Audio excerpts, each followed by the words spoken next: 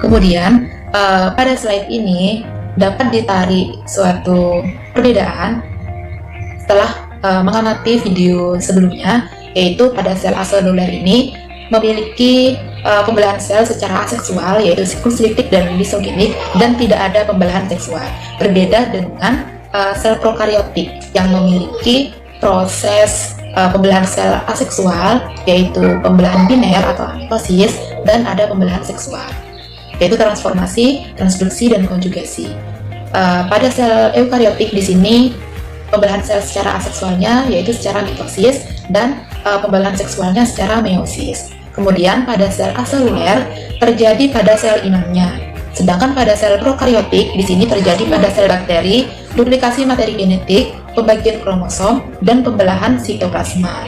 Kemudian pada sel eukariotik pada mitosis ini terjadi pada sel tubuh, sedangkan meiosis ini terjadi pada sel gamet.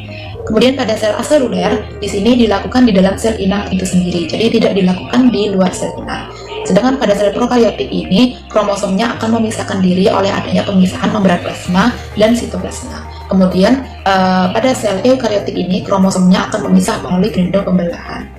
Kemudian pada sel aseluler di sini pembelahannya hanya pada sel hidup saja, jadi tidak pada sel mati.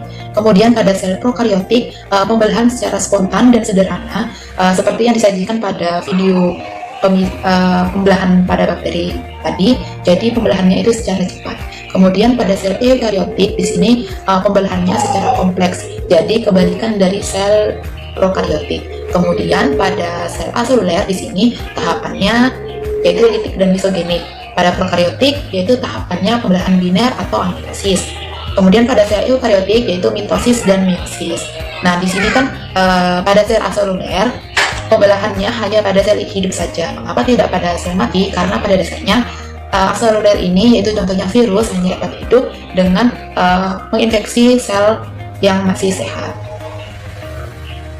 Kemudian apa sih dampak dari pembelahan sel tersebut? Yaitu pada sel aseluler di sini akan menghasilkan virus baru yang akan menyebar ke seluruh tubuh dan sudah siap untuk menginfeksi virus-virus yang sudah menyebar tadi, akan menginfeksi sel inang yang masih sehat. Kemudian pada sel prokariotik di sini akan terjadi pertumbuhan di antara dua tempat pelekatan kromosom.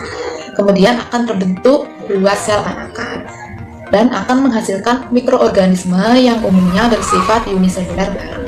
Kemudian pada eukariotik di sini ada mitosis dan meiosis. Pada mitosis di sini akan menghasilkan dua sel anakan sebagai hasil sitokinesis. Kemudian akan memiliki jumlah kromosom sama dengan sel induknya. Kemudian pada tahapan meiosis di sini akan menghasilkan 4 sel anakan dan akan memiliki setengah kromosom dari sel induknya. Jadi tidak memiliki jumlah kromosom yang sama. Jadi tidak sama dengan mitosis.